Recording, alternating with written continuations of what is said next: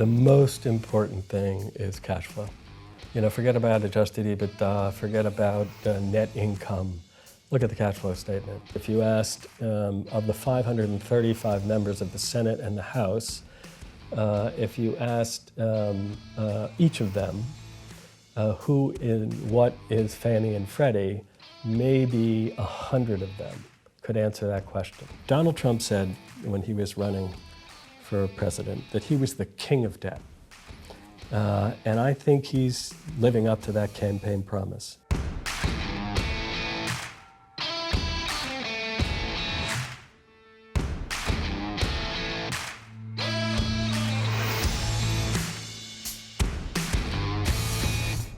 Hi, my name is Larry McDonald, creator of the Bear Traps Report.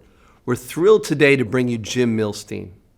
Jim Millstein is a restructuring legend on Wall Street, was the chief restructuring officer for the United States of America during the financial crisis, led the Puerto Rico restructuring and bankruptcy, as well as, more importantly, has a very keen eye on housing reform in the United States, Fannie and Freddie coming out of conservatorship, and the road ahead as we look toward the 2020 election. Jim Millstein. Larry McDonald.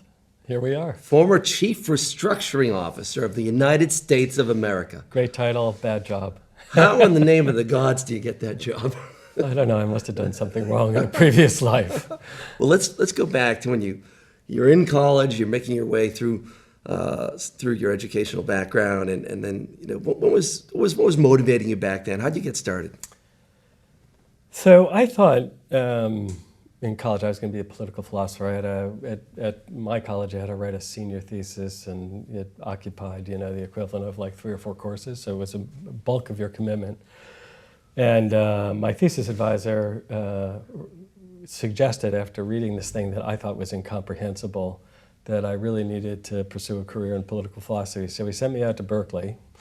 Which everybody goes, oh, Berkeley, but in fact, Berkeley in the late 70s had already been transformed by then Governor Reagan, and the hotbed of protest of the 60s really had turned into a relatively conservative campus, except for my college professor's mentees, whom he left behind. But I very quickly realized in the PhD program at Berkeley that there's so little in academia to fight over. The fighting is incredibly intense. And so I shifted gears pretty quickly and became a political economist and started doing policy work.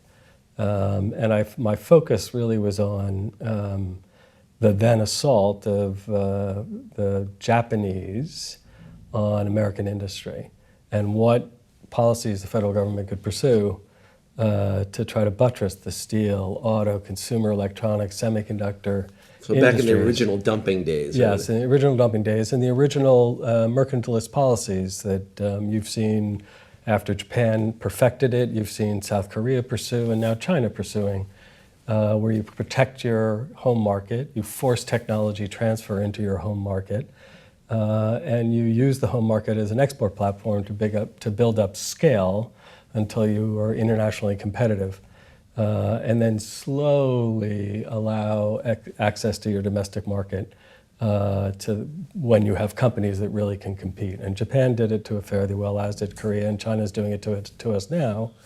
In any event, so I wrote a series of so-called industrial policy pieces, which got some circulation on the Hill in the late 70s, and at some point testified, I think at the Joint Economic Committee of Congress, and one of the senators said to me, if you're so smart, how should we change the law? And I said, I don't know, I'm not a lawyer. And he said, well, why don't you go to law school and come back and talk to us about it? And I was looking for an excuse to get out of Berkeley, and law school seemed like a pretty straightforward path. So I went to law school, and by the time I got out of law school, Governor Reagan became President Reagan, and and Reagan ran on a platform that the government is the problem, not the solution. So the idea that my industrial policy prescriptions were going to get any traction in a Reagan White House were small to none. So I ended up joining an international law firm and started doing international joint ventures and mergers and acquisitions, and ultimately restructurings. And you had an oil price collapse in the mid-'80s, which, just as you'd seen a wave of restructurings in the Permian over the last 5, 6, 7 years, there were a wave of restructurings in Texas in the oil sector in the mid-'80s, and that turned me into a bankruptcy lawyer. And so I did a whole bunch of different kinds of restructuring, largely on the debtor side, on the borrower side. Yeah, you're well known there. I'd say 80-90% of your work's been on the debtor side. Yeah, or on the acquirer side, representing a healthy company trying to buy an unhealthy company out of a bankruptcy. So I worked as a lawyer for 18 years. I was at Cleary Gottlieb. It is a great law firm. I had a great time. And then in the late 90s, as the the Thai baht crisis turned into an Asian flu and afflicted all of the countries of the newly industrializing South Asian basin. I spent a lot of time in Indonesia and Thailand and South Korea working on some large restructurings of some state-owned companies, some privately held companies. And the last one I worked on was a company called Daewoo, which at the time represented 10% of the GDP of South Korea. It was into shipbuilding and electronics and steel and trading, and but 10% of the output of South Korea was represented by this one company. And I needed an investment bank to help me because they had operations all over God's green earth. Two guys had just joined Lazard, whom I had worked with on different cases over the previous year or two, and I knew them well and thought highly of them, and so I hired Lazard to help me. And the three of us spent the next 2 years going all over the world restructuring debt that Daewoo had incurred and ultimately restructuring the debt of the parent company with the help of... Is that your big break there? Is that your big break into Wall Street with the relationship with Lazard? No, but I had worked on the restructuring and ultimate dismemberment of Pan American Airlines with Lazard. They were a co-advisor of mine in the early 90s. And I had worked on, they weren't involved in Cadillac Fairview, but I had interaction with Lazard, but Lazard didn't really have a restructuring group until these two guys joined them in the late 90s. And so anyway, we worked together on this for 2 years, and at the end of the deal, they turned to me and said, you really should be a banker. You're in the wrong job. And I said, okay, so make me an offer I can't refuse. So I joined Lazard in 2000 and had a great run at Lazard. And those are the famous years of Lazard. Yeah, right? we had the NASDAQ topped in March of 2000, and you then had a 4-year run of restructurings in telecom and largely WorldCom, and the cable industry went through massive restructuring during that period. Basically all the companies that traditionally lever up found themselves in trouble when the internet bubble burst. And so we had a great run at Lazard. And then, my nose started to twitch in 2006.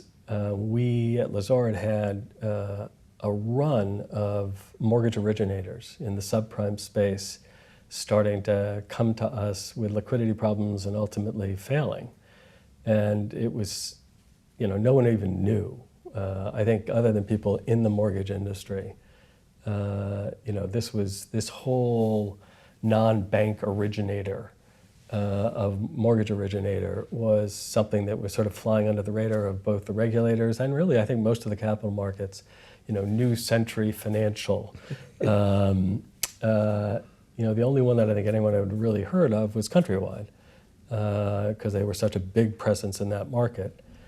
So we had a couple of these New Centuries come in 2006, 2007, and I had seen waves of industry restructurings over the course of my, then 20-odd year career, but there was a wave of non-bank mortgage originator restructurings starting in 2007. So, rather than just accept what for us was the plenty of a new wave of restructurings, I started to get smart and read about what had gone on in the mortgage space, and then started sounding alarms. Now stupidly I didn't invest in it on the short side of it, like some of the people in the Big Short. But I started getting smart about it, and ultimately ended up receiving a call right after President Obama was elected saying, "You might have noticed we're doing a couple of restructurings down here.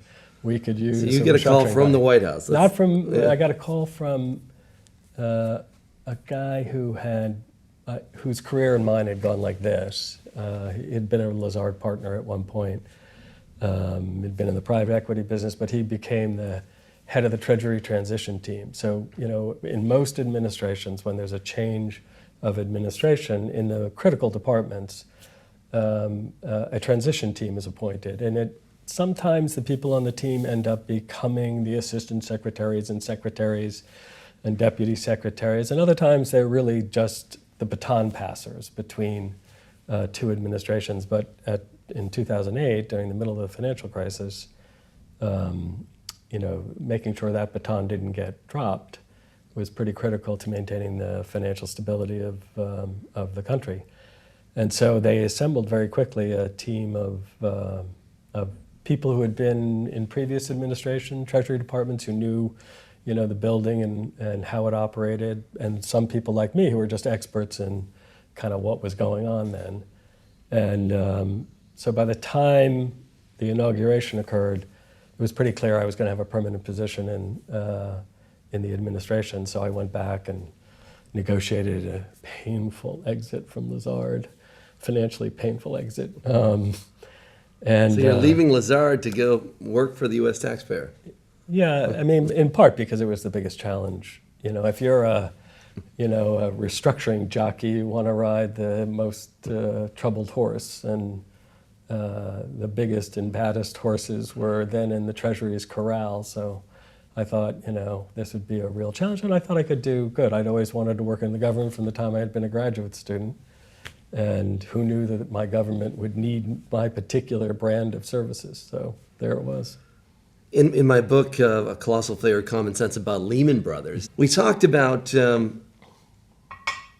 those early warning signs of corporate governance. And one of the things David Einhorn pointed out to me, a famous hedge fund manager, is the footnote indicator. In other words, as a balance sheet, 10K, 10Q, those SEC filings become more and more complex. Yeah. You see more and more footnotes, more and more pages. Right. Are there any indicators that you've seen over the years for investors watching us right now, in terms of corporate governance, in terms of looking at companies, just something that you look out for, warning signs? Yeah, I mean, the most important thing is cash flow. Forget about adjusted EBITDA, forget about net income. Look at the cash flow statement and see whether or not this is a company generating cash or consuming cash, and see if it's a company that's surviving on refinancing and financing as opposed to cash generated from operations. Because, at the end of the day, it's a sign of management's ability not just to be financial engineers, but to actually take productive assets and produce cash from them. And if they're not doing that, if they're relying on financial engineering in order to keep the balance sheet stable, then you've got a problem either of management or the fundamental business problem.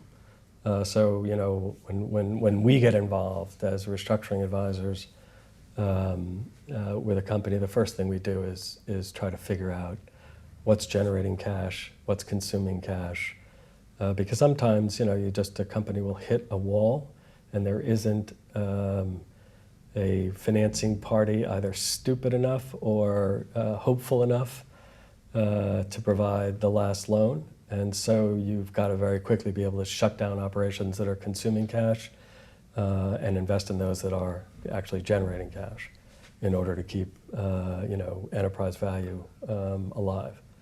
So we think about 11 years ago, Section 13-3 of the Federal Reserve Act allowed Paulson and Bernanke and company to, the way I put it in my book, pick winners and losers, and I know you might have a different view. But, take us back to that weekend. I mean, Lehman is heading down.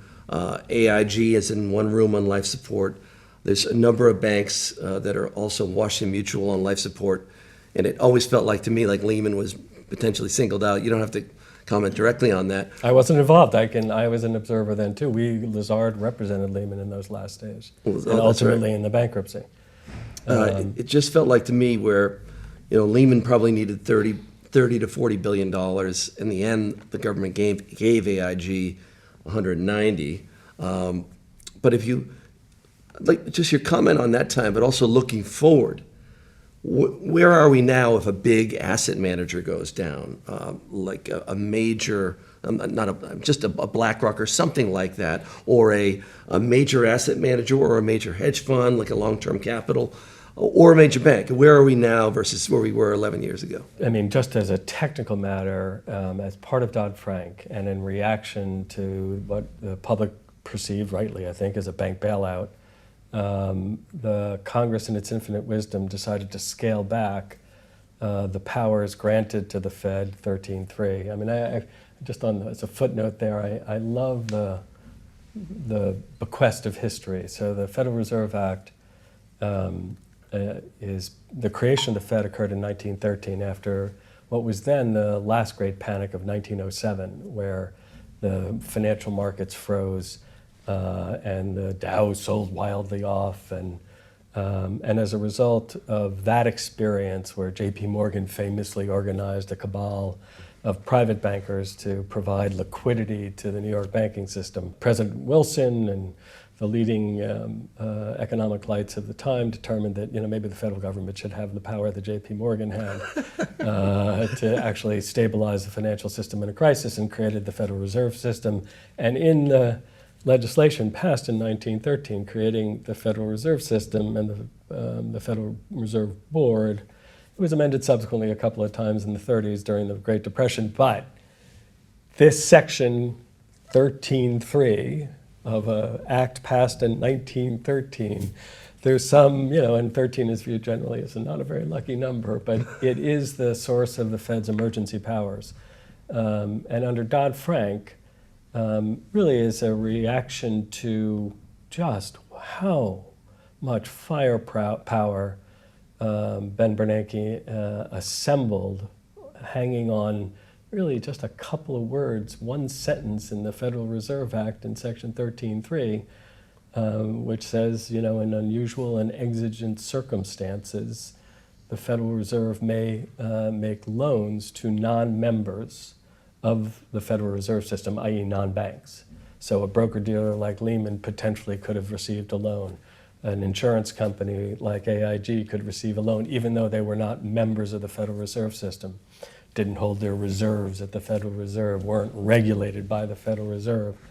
So in unusual and exigent circumstances, the act passed in 1913 gave the Bernankes of the world power in 2008, almost 100 years later, and a power that hadn't been used but 3 times before in American history, to basically write loans to the largest insurance company and ultimately to the largest broker-dealers in the United States, on top of everything else they were doing for the regulated institutions through the discount window and a series of alphabet soup programs.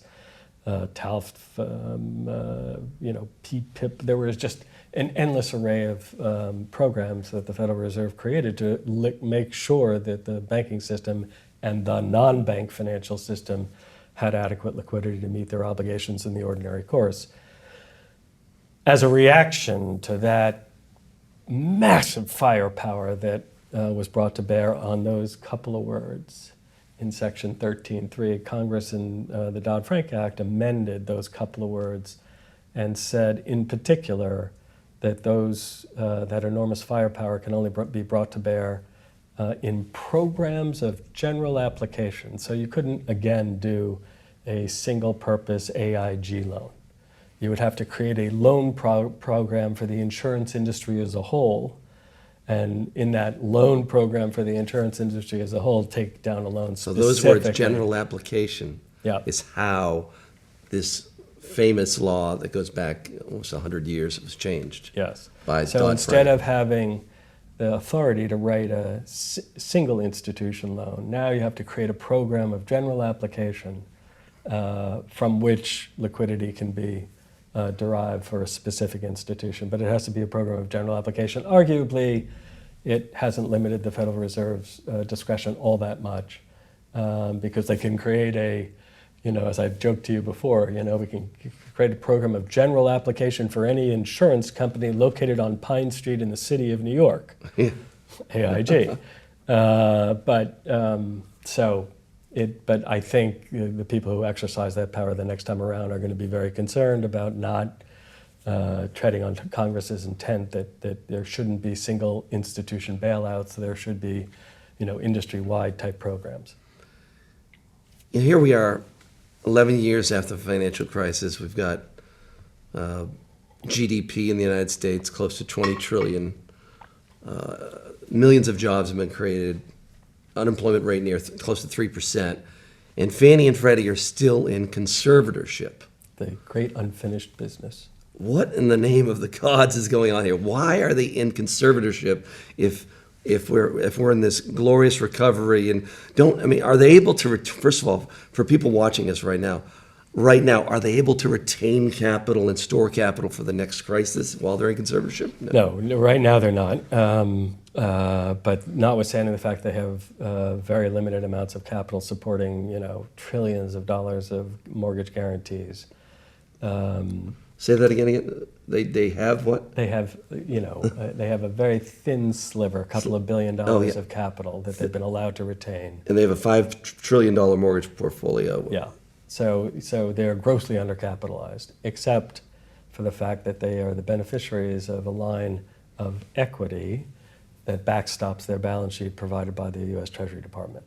And that line of equity still has $250 billion of undrawn availability. And so although on their balance sheet themselves, they have very little capital, they are still backed by the full faith and credit, in effect, of the federal government, which has allowed them to operate seamlessly during the financial crisis and after in conservatorship, providing the service they have provided since really the mid-60s, which is supporting the primary mortgage market by making secondary markets in mortgages.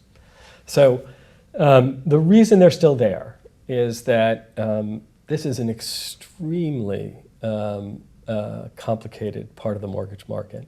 The mortgage market generally is pretty complicated. I mean, most Americans think it's pretty straightforward. I, ring up my bank, I want to buy a home, I, fill out a mortgage application, and, as long as I meet the criteria that the bank establishes for lending, I get a mortgage. And it begins and ends there. But actually, that's just the beginning of the mortgage market. The banks then, generally can do one of two things. They can leave the mortgage on their balance sheet, have an asset, my claim against you for the loan I've given you, or they can take that loan and pool it with other loans, and ultimately dump that pool in a trust, bring it to Fannie or Freddie, and get Fannie and Freddie to say, I'll guarantee the prompt payment of principal and interest on all of the loans in that pool, in that trust. And with that guarantee in place, then investors will buy securities issued by the trust representing the collective cash flows coming off of those mortgages. And the investors are taking almost no risk. They're taking no risk as to the payment of principal or interest. The only risk they're really taking is interest rate risk. They may have bought a pool of mortgages at an average interest rate of 3.5%. If interest rates go to 7%, the value of that stream of interest income is going to be less. So they're taking interest rate risk, but they're not taking any risk as to the recoverability of principal on the 10,000 mortgages in the trust, because Fannie and Freddie have taken that risk on themselves. So that makes the mortgage industry a little more complicated. And I would dare say that if you asked of the 535 members of the Senate and the House, if you asked each of them who in what is Fannie and Freddie, maybe 100 of them could answer that question. It's pretty much a backwater as far as Congress is concerned. But of the 100 that can answer the question, 50 will have very strong views that this is outrageous government intervention in the mortgage market, and that the government should have no role in the mortgage market, and that Fannie and Freddie should be taken out into a field and shot. And the other 50, who know what Fannie and Freddie do, would say, no. A house is the most important form of savings for most Americans. Most Americans don't have real exposure to the stock market, don't have other assets. The only real asset they have is a house. And making sure that mortgage credit is widely available at affordable prices is a critical element of making sure most Americans have an opportunity at the American dream. And so there is a fundamental ideological split between basically Republicans who say, get the government's the problem, not the solution, get the government out of the mortgage market, and Democrats who say that the benefits of American citizenship and the ability to participate in the American economy should be widely shared, and the government has a role in making sure that the infrastructure of the mortgage market works in a way to provide broad availability of mortgage credit at affordable prices. And so once Fannie and Freddie were put into conservatorship as a way to make sure that mortgage credit formation, that mortgages were still widely available during this financial panic when banks were pulling back and non-banks were otherwise pulling back, Fannie and Freddie were put into conservatorship to make sure that the federal government could support them in the role they play in supporting the mortgage market. Having put them into conservatorship, it was very hard to get them out until this difference between Republicans and Democrats of the 100 people on the Hill who actually understand something about this, but who have very strong views, until that could be reconciled. Would we let them live, or were we going to kill them? So the Housing Economic Recovery Act, HERA, was passed around 2010? No, it was passed, actually, it was passed in 2008, in the summer of 2008. Then Secretary Paulson went to the Hill and said, Fannie and Freddie need a stronger regulator, need more capital, and proposed legislation that for the first time created a new regulator, because the old regulator was deemed to have done a pretty horrible job in regulating Fannie and Freddie, and created the Federal Housing Finance Agency.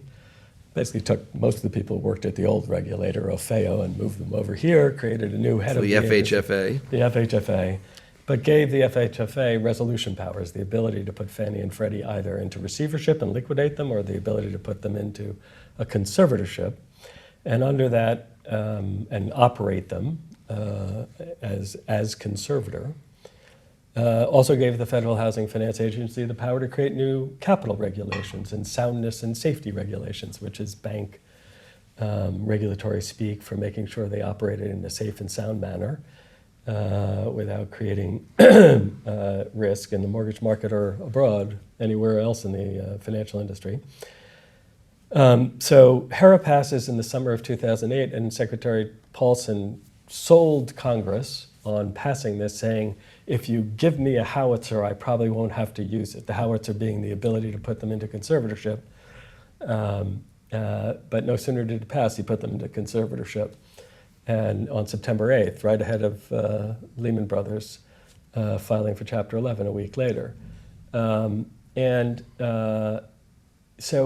interestingly, so the next 10 years, we've spent with Congress trying to reconcile this fundamental difference between those who think government should get out of the mortgage business and those who think the government must stay in the mortgage business, with nothing happening. A couple of legislative attempts were made to end the conservatorships, and then a couple of us, who read from time to time, went back and looked at HERA, the original legislation that gave the Federal Housing Finance Agency the ability to create a conservatorship, and said, well, gee, maybe Congress actually already thought this one through, and we don't have to do anything, radical and new and special. And as it turns out, the Federal Housing Finance Agency probably has all the authority it needs to end the conservatorship if there is the political will to do so. And so we're now in a kind of really interesting situation where we have a new president who has populated, who had the opportunity to nominate a new executive director of the Federal Housing Finance Agency. And we have a new Secretary of Treasury, one Stephen Mnuchin, who's started life as a mortgage trader and knows an awful lot about Fannie and Freddie. And they have now appointed and had confirmed by the Senate a fellow who started his career on the Senate Banking Committee as staff, working for one of the leading senators who has spent his time around Fannie and Freddie for the last 30 years, but who then, when he left Senate banking, joined one of the right-wing think tanks and has been writing pretty consistently about putting Fannie and Freddie out of business. And now he's the guy in charge of the conservatorship. So his name is Mark Calabria, and Mark has got an interesting job now for a fellow who wrote a lot about eliminating Fannie and Freddie and getting the government out of the mortgage business. His more recent writings suggest that he would be in favor of, and he is most recently, actually, as of today, as I was walking in here, given an interview suggesting that he would use the powers granted to him under HERA to try to end the conservatorships and to recapitalize and reprivatize the two entities. So that means for people watching us right now, if Fannie and Freddie would do a capital raise from the private sector, and then just the way a normal company would, as you've done so many restructurings, the company goes into bankruptcy and then comes out with new equity and new capital structure. Yeah. Yes, and theoretically, a couple of ways to create capital on a balance sheet. One is to retain earnings. Today, the earnings are being swept as a payment, as a dividend on the Treasury line of support. Close to $300 billion have been swept to Treasury. Treasury invested $180 billion and has gotten back $300 billion. But that $300 billion has been treated as a dividend, not as a redemption of the original investment. So as it stands today, Treasury still has a senior preferred stock in the amount of $186 billion for the monies that it advanced, and it's treated the $300 billion that it got back as a dividend rather than as a repayment of that $186 billion. So to recapitalize this entity, you're going to have to figure out what to do with that $186 billion first, because nobody's buying common equity behind the Treasury Department's $186 billion of senior preferred. Then there's prior to the establishment of the conservatorship, Secretary Paulson and the then regulator told Fannie and Freddie in 2007 and 2008 to go raise more capital.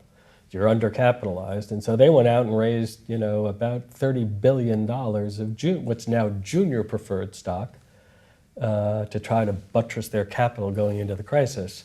And that preferred stock is also still outstanding. And of course, there was the old common stock that's continued to trade as if it had any rights over Fannie and Freddie, which rights they completely lost when the conservatorship was created. They no longer elect boards of directors, and they no longer have any shareholder rights. That all belongs to the conservator, and yet they still trade as if they were the real thing. So if they're going to go out and raise, a lot of capital, 120 billion, 150, 100 billion. So what's the number? Well, so the Federal Housing Finance Agency, as I said, under HERA, is obligated to create new capital standards for these undercapitalized entities. And the last executive director under Obama, Mel Watts, published proposed capital rules and has been taking comment, and now Mr. Calabria has inherited those proposals. Those proposals now have to be finalized and turned into a regulation that's binding on the two entities. And my guess is that they're going to come out somewhere between 300 to 400 basis points of real capital, backstopping the $4 trillion of guarantees that the agencies have. So that means they're going to have to raise somewhere between 120 and $180 billion of fresh capital. Now, there are two ways to do it. The first way they could do it is just turn off the dividend payment to Treasury and just retain their earnings. And they earn about $15 to $18 billion a year collectively between them. So it would take 7 to 10 years to build up that $120 to $160 billion. That's a long time. Another 10 years or 7 years to stay in conservatorship. They could accelerate the process by raising their hands, going to Wall Street and saying, hey, anybody want to invest in two mortgage giants? And my guess is there would be, subject to a couple of things being clarified. Is Mark Calabria, who's written extensively in the past about putting Fannie and Freddie out of business, going to allow them to continue to grow and maintain market share, or is he going to try and shrink them? There aren't going to be a lot of people willing to write a $120 billion check if the game plan here is to shrink them. That doesn't sound like a growth equity opportunity. So they're going to have to, he's got to make up his mind what he thinks the future of the mortgage market looks like and whether Fannie and Freddie are going to have a continuing role at least equal to the role they play today, because if the real game plan is I think his predilection to shrink them, I think it's going to be hard to raise the equity from third-party equity investors. Well, let's talk about the 2020 election and the possible weapon here that could be used. In talking to our clients around the country, around the world, some clients have intimated that if you expand the credit box within Fannie and Freddie, and the way you do that is once they're retaining capital, you can now expand the credit box. I'm going to give you an example. So the average FICO score on the Fannie and Freddie balance sheet, 750, 760, 740. If you expand the credit box, that means that the FHFA, the regulator, Mr. Calabria, Mr. Mnuchin, if Mr. Trump is looking for a little economic juice heading toward the 2020 election. He wouldn't manipulate things like that, do you think? This for the first time, you've got the Treasury has, because before Mel Watt was head of the FHFA, the regulator of Fannie and Freddie. Now you've got really, for the first time, the U.S. Treasury has relatively complete control over Fannie and Freddie's balance sheet. And I'm just wondering if they were to expand the credit box, that would allow regional banks around the country to put more mortgages over to Fannie and Freddie, lend more to the public. To weaker credit. To weaker credits. And this could give you, I've heard, upwards of half a percent of GDP boost heading toward the 2020 election. Is that? You mean we should create a credit bubble? Let's not go back there. But is that something that you think? I think while the White House might think that's a neat trick to try to boost economic growth and therefore his re-election chances, my guess is that would be a bridge too far for Mr. Calabria. And he is the interesting thing about the way the United States government is set up, and I think that, again, there's a civics lesson here that most Americans don't get, is there are a couple of things called independent agencies that really the administration doesn't have complete control over. They get to appoint the head of the agency and get it confirmed by the Senate, but once that guy's there, he has within the statute creating the independent agency, HERA in this case, creating the Federal Housing Finance Agency, he's got almost unlimited discretion within the boundaries of the statute, and the only thing the president can do is fire him for cause. So a guy who has written about scaling back the government's footprint in the mortgage market is unlikely to expand the footprint of the government's footprint in the mortgage market by expanding the credit box. If anything, I think his inclination would be to shrink the loan limits back down, so the Fannie and Freddie can't guarantee a mortgage greater than a couple of $100,000. So it's really a lower and middle class benefit not an upper class guys who are buying apartments in New York and San Francisco or houses in Marin County and Scarsdale. Maybe don't need the credit support of Fannie and Freddie. And maybe there's some room in the credit box itself, the FICO scores you can reach lower, but at the end of the day, the Fannie and Freddie are limited to guaranteeing loans that have at least 20 cents of equity behind them, right? Only 80% of the loan value can come from a guarantee mortgage of Fannie and Freddie. And there are ways to, there are mortgage insurers and second lien loans and unsecured loans from your bank that can help you fund that other 20% that has to be equity. But Fannie and Freddie can only guarantee loans where you got 80 cents down, so at least 20 cents down at least in the mortgage. So I think it's unlikely. It'd be a neat trick, and it could goose the economy's performance, and no doubt the White House would love that, but I suspect they have the wrong executive director. They appointed the wrong guy to get that done. As we look toward 2020, you've got trillion-dollar deficits now coming out of the White House. We have a Democratic Party that's leaning more left, at least in terms of the overall candidates, but maybe not the lead candidate, Mr. Biden. But let's take a look at 2020 and think about where we are in the world. We've had Puerto Rico in restructuring. We've had Greece essentially in default. Venezuela, Turkey and Argentina, both credit default swaps are blowing out. It seems to me that we've 10 years after Lehman, you had a concentration of risk on the bank balance sheets and debt leverage. Now we've moved that to the public balance sheets. Italy has $2.5 trillion of debt, of which $800 billion is coming due the next 3 years. Are we heading for a debt jubilee moment where the politicians, and then this goes back hundreds of years back to the Bible, but Leviticus.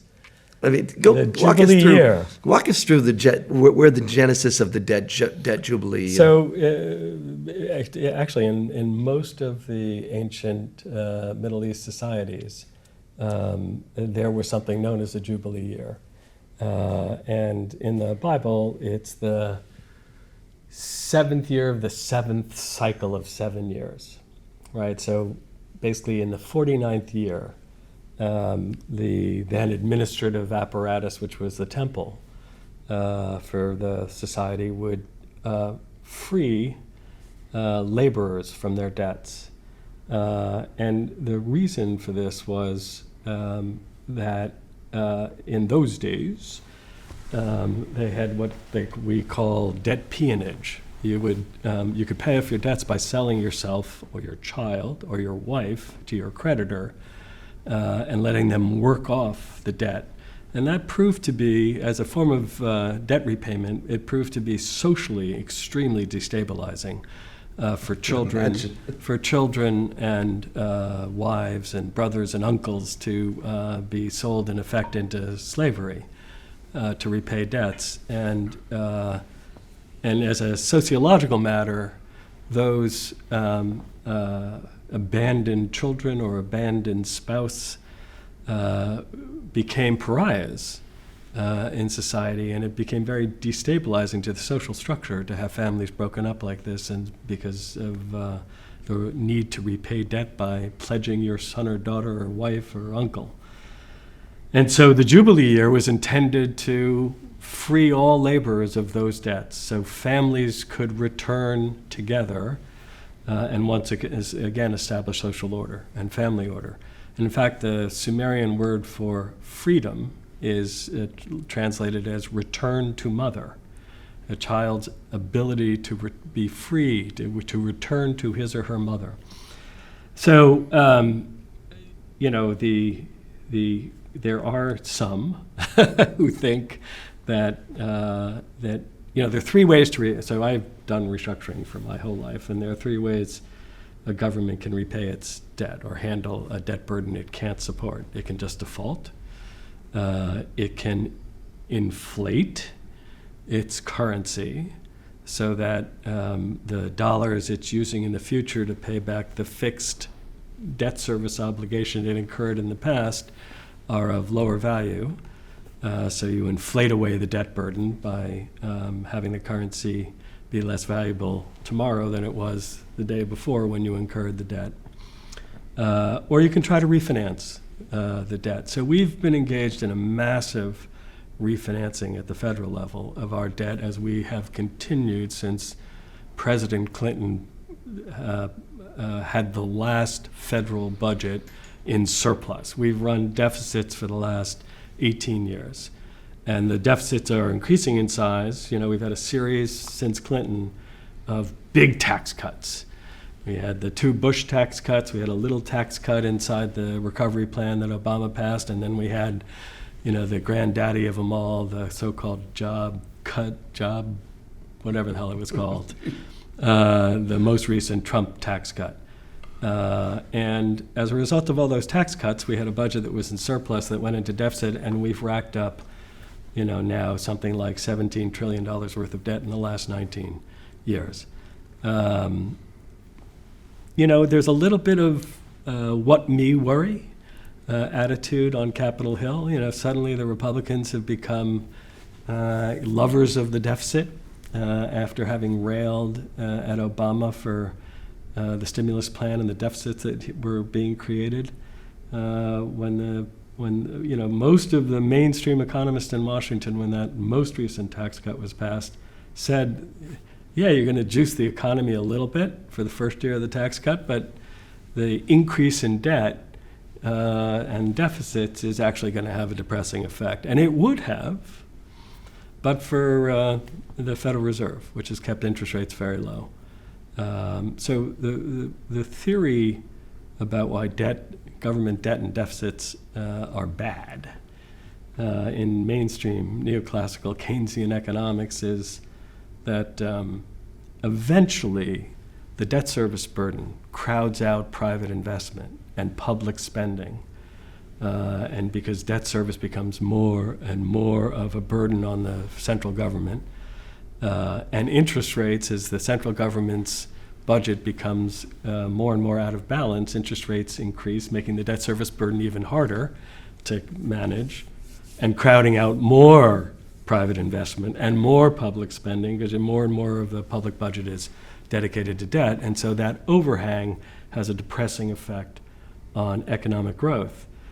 But what that theory of the case forgot to kind of take into account is a Federal Reserve engaged in extraordinary monetary policy and keeping interest rates, counteracting the effect of increasing government debt by keeping interest rates very low. So today we spend about $600 billion of our $4.4 trillion federal budget on interest costs, servicing the federal debt. We never pay back the principal. We just refinance the principal.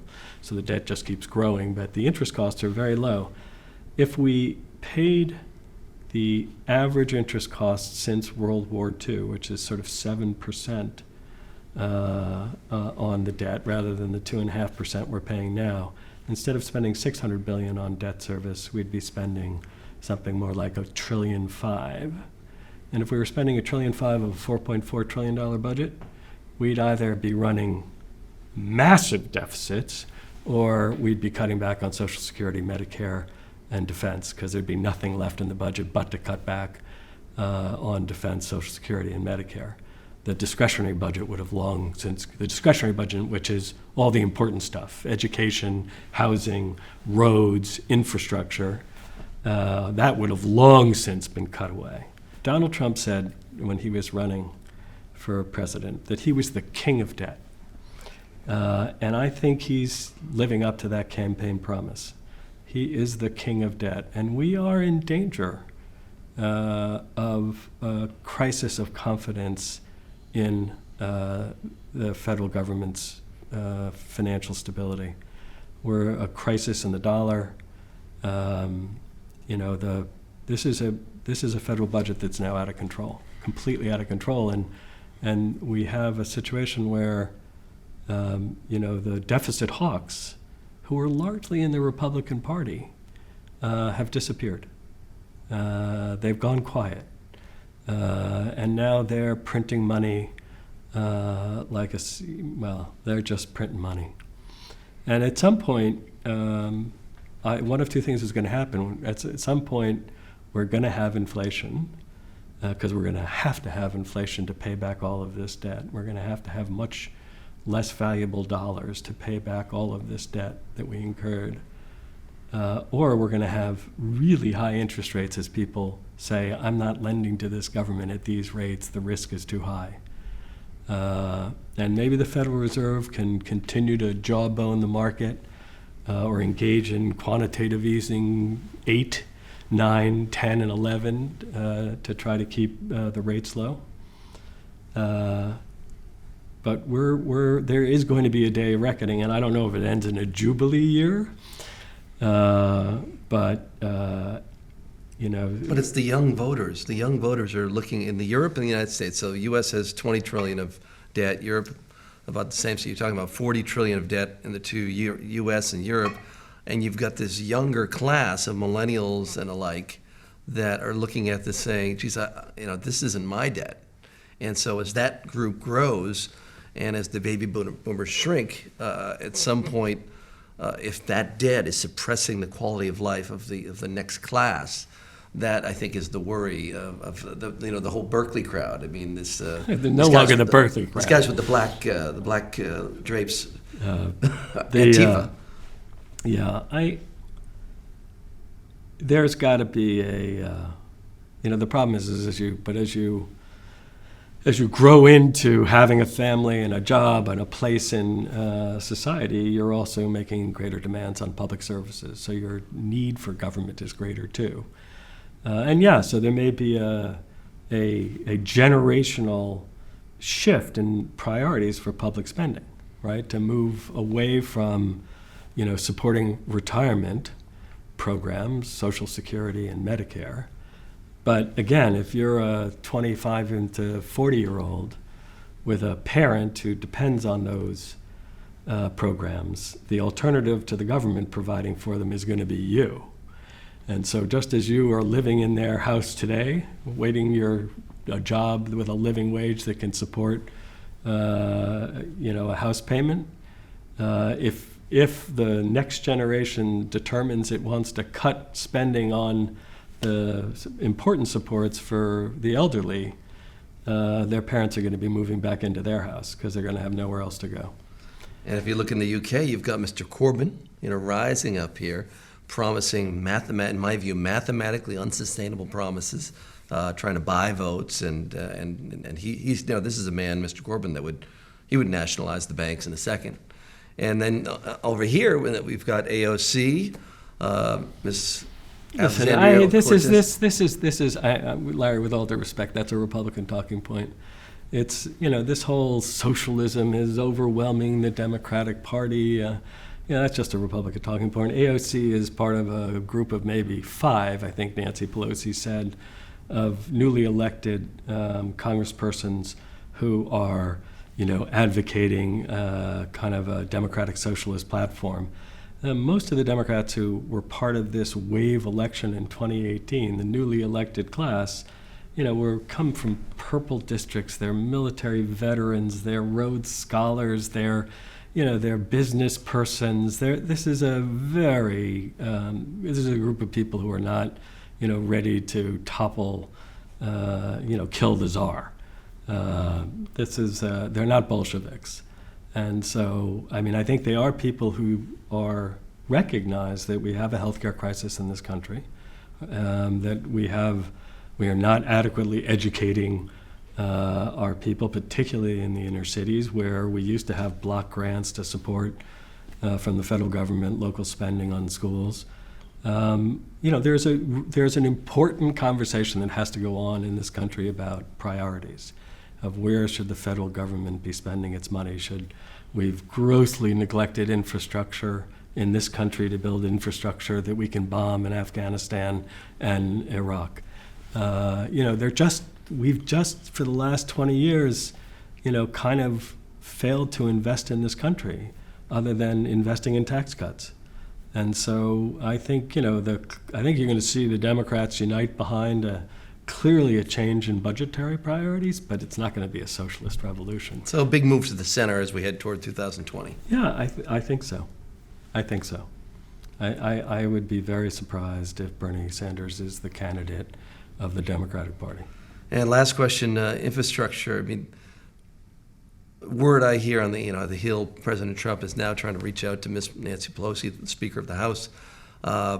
If I think you're right, there's 44,000 bridges in America that are more than 20 years old. 44,000 bridges more than 20 years old.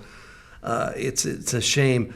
I mean, if Mr. Trump, President Trump, makes a move here on infrastructure and gets a credible bill somehow onto the House floor or working in the Senate, It'll never get through the Senate. Never get through the Senate by this year. Never get through the Senate.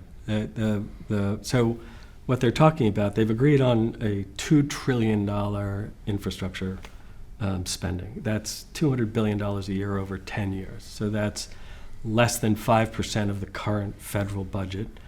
You would say in a rational society where government isn't viewed as the problem, but as part of the solution, where infrastructure investment is part of capital formation, connecting the two coasts, building markets an internal market, back when we built railroads and subsidized the building of railroads.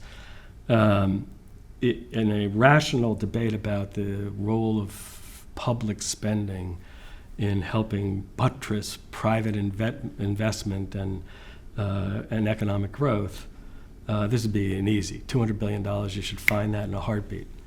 And I think the Democrats in the House will surely support it. There'll be a disagreement on what it should be spent on and where, and should it be 5G, and should it be hospitals or roads, and should we have high-speed rail like every other modern society has, as opposed to the crap that we have to put up with in the United States.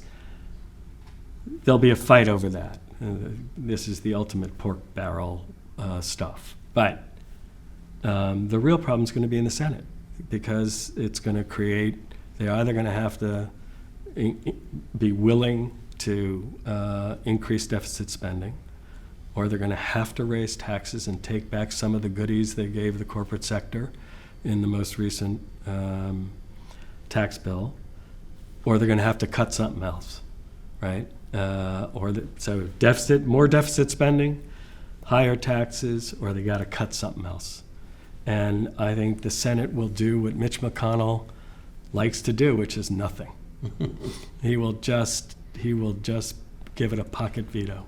So McConnell would actually overrule Trump there, because Trump would like something done before the election. Yeah. Okay. Yeah. Well, Jim Millstein, it's a pleasure to have you with us. Thank you very much. Thank you. Enjoyed the conversation. Thanks so much for joining us. We really enjoyed Jim Millstein's look back at the financial crisis and forward down the road ahead of the 2020 election.